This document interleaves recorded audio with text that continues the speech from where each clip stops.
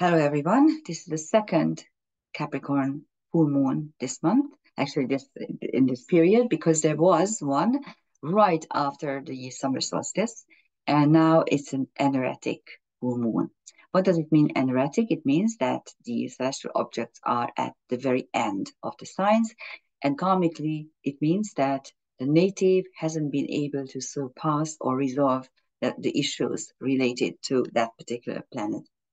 And by the way, the angles cannot be anaretic because it simply means when you see an ascendant or a midheaven at the last degree, it simply means that the native wanted that particular energy pattern very, very badly and waited until the last minute, last moment in time for something else. Then you need to see what is there in the chart that hints at the fact why the person waited so long. And with the nodal axis, it is at 0 degrees when it is anaretic. So those are the points. So here is the full moon on July 21st at 11:17 a.m. London time. And there are some very nice conjunctions in this particular chart. As you can see, this full moon is on Pluto. Pluto is retrograding in Aquarius, and the moon is at the very end of Capricorn. So here you have a conjunction in different elements, different energy patterns. It is when you go to, let's say, you go to a swimming pool or I don't know, you go to the seaside and you are in the water, and your partner is outside on land, and you are talking to each other. So you are in different things, different energies, but at the same time talking to each other, being together with each other. Judy Hall called Moon-Pluto conjunctions and Moon-Pluto aspects, the so-called Hades moon aspects. She has a brilliant book on this. If you're interested, it's one of her best books, really. Although most of Judy Hall's truly relevant and important karmic astrology books are great. I don't particularly like the ones that she wrote for the American public because they are kind of watered down things. But she writes brilliantly and beautifully, so I really recommend all her books. So let's take a look at this anaretic Capricorn full moon on Pluto. As I said, Moon Pluto, there's a Moon Pluto applying conjunction, doubly applying, because in 2 hours they will be exactly conjunct. Pluto is retrograding, the moon can only go forward. On the ascendant, the Libra ascendant, you have spot on Black Moon Lilith, which is the significator of clairvoyance, true clairvoyance, and also the acceptance of a task that only she or he can do. It's this determined, uncompromising energy where I need to do something and I'm going to go forward and I'm going to finish it. That's what it is. On the descendant, you have Neptune retrograding in its own sign. And we also have the Chiron Aries conjunction, which will take another couple of weeks before it becomes exact, but it's really very close. Aries denotes drastically altered outward circumstances, and Chiron is karmic wounds. And in Aries, it is related to war, violence, aggression, all kinds of negative things, blood, all kinds of horrible things. The Mars Uranus conjunction is now separating. Actually, Mars is already in a different sign in Gemini, and almost exactly conjunct Sedna, creation through dissection, and this you can do actively. And Venus is in an applying conjunction with Vesta. Venus Vesta is brilliant because you can focus on either love or money making or harmony creating faculties. And Astrea, the karma breaker, is in applying conjunction with trans-Pluto dimension jump. Astrea is karma breaking and destiny changing. So those are the highlights of the London chart. And we have with the luminaries and Pluto, Neptune, and Sedna, Mars, we have an anaretic and dissociate classic trapeze. The degrees are there, as you can see, but it's partly dissociate because, let's take it apart. The top of the trapeze, which is the stage, where you can step up and you can actually tell what you think, that sextile is in square energies, because Neptune is still in Pisces and Mars, Sedna, is already in Gemini. So, and Gemini and Pisces are of course a square energy. So here you have this energized sextile, really, not just potentials, but also some sort of misunderstanding or clashing. The two trines, which are the inner aspects, the inner energy pattern of the whole. And by the way, all trapezes are about, I want to step up on stage and I want to tell you what I think, or I want to give you my understanding of something. And here you have the Sun Neptune trine, which is an anaretic trine but perfect because it's a water trine that works okay, but both planets are anaretic, so they are stuck. Now the Pluto Mars and the Pluto Sedna trines are brilliant because they are also energetically perfect. They are in air signs and not anaretic. They are at 0 degrees or 1 degree in the signs. But the Moon Mars and Moon Sedna trine is dissociate. It is a quincunx energy. So it's not really working as you may think it does. Okay, here are the transcendental celestial objects. Apophis is the snake that swallowed the sun.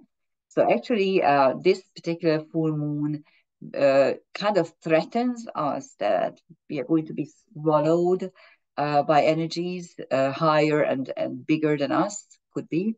On moon, you have harmonia, harmony, and Cassandra. You are all familiar with Cassandra karma, which means that I know what I'm saying. I can see things that no one believes me. Kind of sometimes this is how I feel. On Mars Sedna, you have the Pleiades, the seat of the goddess, the home of the creator goddess. On Neptune, you have Shad, Beta Pegasus, which is the main healing word for suicide victims. And on Pluto, you have Plato, the philosopher, and Platonic ideas. And Pluto is, of course, transformation. So that's what it is. And if we widen the orb a little bit, we can actually include, I did include in the Hungarian version, I did not include Trans-Pluto, but then I decided in the English version I'm going to put it in there. But actually, Trans-Pluto is a bit wide because it's almost 4 degrees. So actually the 2.5 degrees is what I accept still as within the orb. And so this is what we have here. So all of a sudden, we have a cardinal ground cross with the angles. And this means that there's a new energy coming in, a completely new way of thinking, a new dealing with stuff, and also a lot of new tension. So you have to be careful in London with this particular chart because there's a lot of tension going to be created with this particular ground cross. There's also an air-fire kite. It is partly dissociate, of course, because there's the ascendant Black Moon conjunction, the descendant Neptune conjunction. Here you have the dissociate energy, Mars, Sedna, and Pluto Moon, and again the Moon. So the Moon Neptune, which is clairaudient, is kind of coming out of energy by this. But the Moon will be conjunct Pluto soon, and then that particular corner of the configuration will be energetically exact as well. Neptune doesn't, because Neptune is very slow and it is moving retrograde at the moment. And there's also a mutable air engine. Engines are configurations where you have 3 distinctly different aspects coming from 3 distinctly aspected family: a trine, a square, and a quincunx. The square gives you the energy to move. Trine gives you the harmony. And the quincunx gives you the karmic edge of the whole thing. So that's why they are called engines. And mutable engines are very flexible, and air gives you thinking. So Mars, Sedna, Pluto, Moon, and Astrea Trans-Pluto. And of course, the Moon is kind of out of it energetically, but it's still a nice one. And you can actually go back and you can find all kinds of other stuff. You have a finger of fate, at the apex of which is Eros Okay, why did I? Yeah, okay, I left it here. Sorry, sorry about that. So here, I didn't make a separate slide for this, but let's take a look at the transcendental celestial objects. So I'm not going to repeat the ones that were already here, only the angles and Astrea and Black Moon Lilith. So on Astrea you have Eros, which is physical desire, which actually is always the nux of any kind of creation. If you want to create something, you need to desire it. That's what starts the whole process.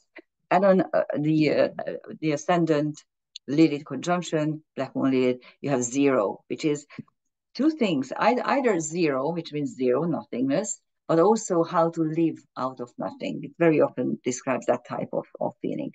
On the IC, you have Isis, Abundancia, abundance, and Ixion, a centaur, which is the first documented psychopath. I spoke about it many, many times. This is in our roots. And on the midheaven, you have Terpsichore, the muse of dancing, Pandora, the girl who is he was the first feminine created by Hephaestus, and she's guarding.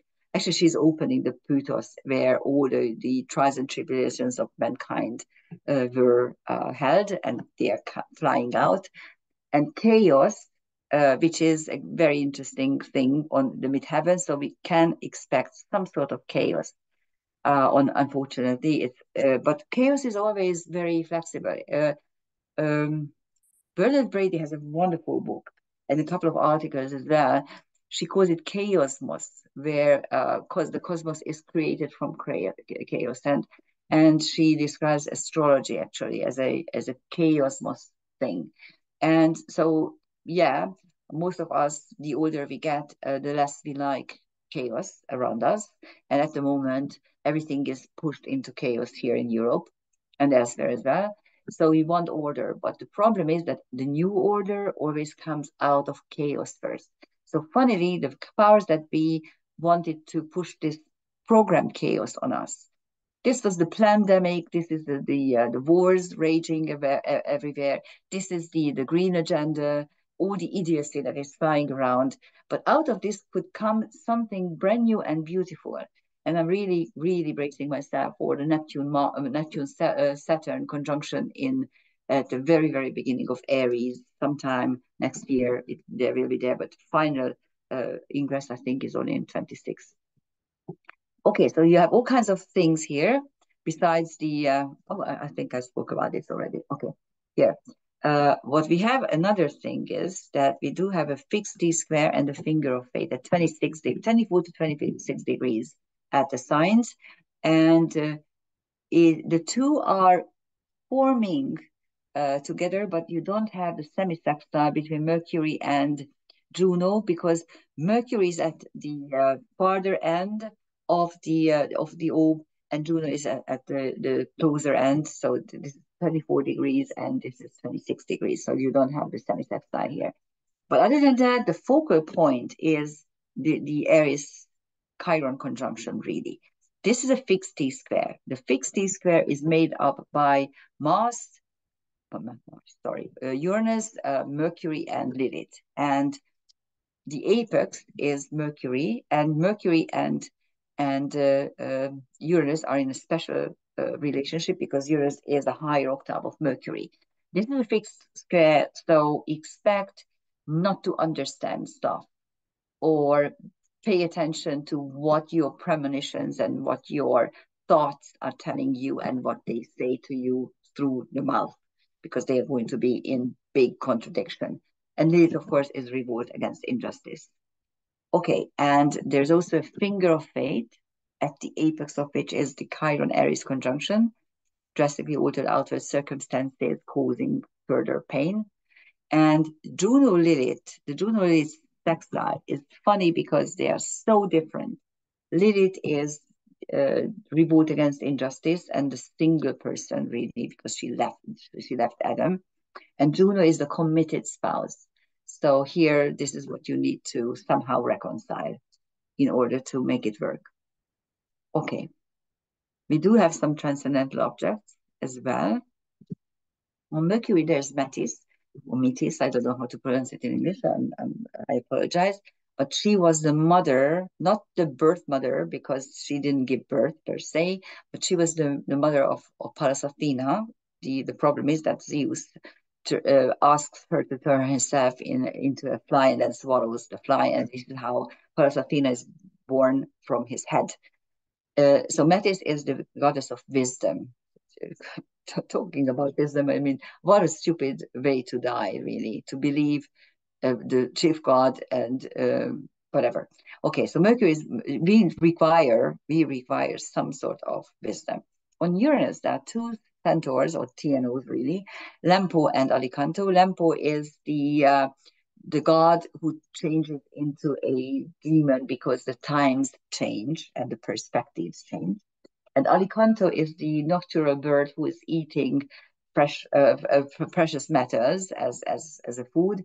And when he eats too much, he's unable to fulfill its main function, flying. So it's greed. It is linked to greed, excess greed.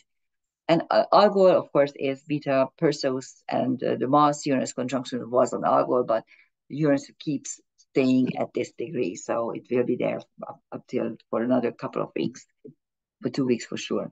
On Aries, we have Paracelsus, the polymath, Guinevere, the spouse, Valhalla, the place where the gods are sitting down and talking to each other, and Pompeia, disaster. That's on Aries. And it kind of tells you what to do, really. Have smart people, not idiots. Have you seen, I mean, it's this diversity, inclusion, and equity. It's such a ridiculous rule, really.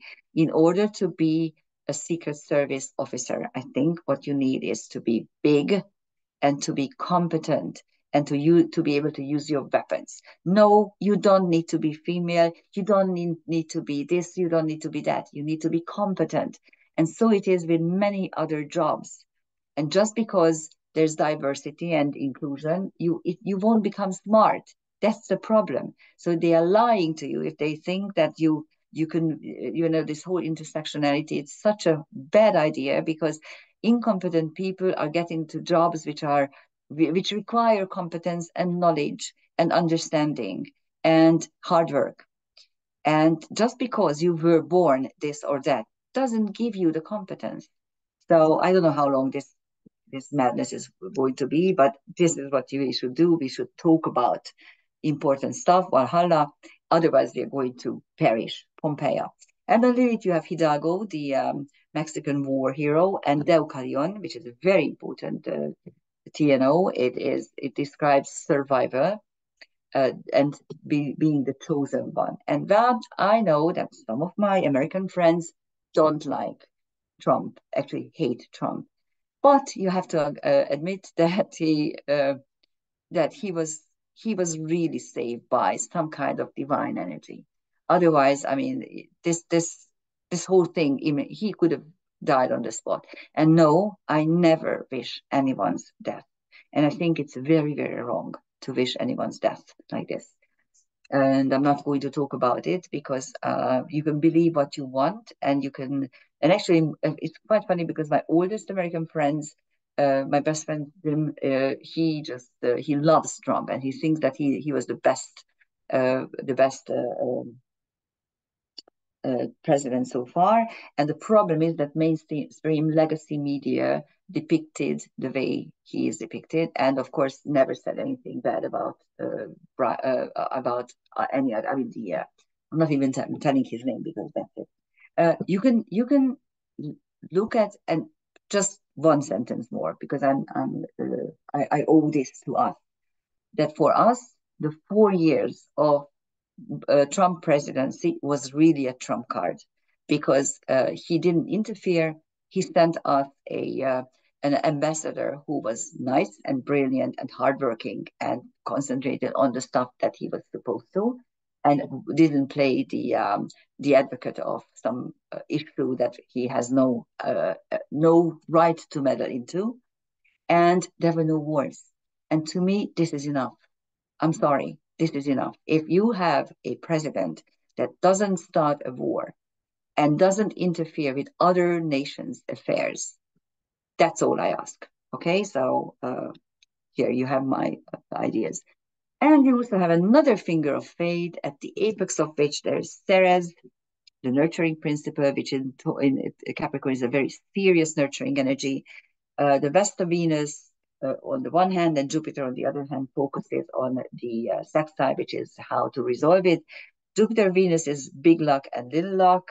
So the two luck energies are together, and Vesta is a focusing principle. So you can focus on your love, focus on your nurturing principle, on your loved ones, on your family, on your homeland. And now if you do that, you can be lucky, and you could do it in a lucky way. So actually, this is the full moon energy. Happy full moon once again, and thank you for listening. Bye-bye.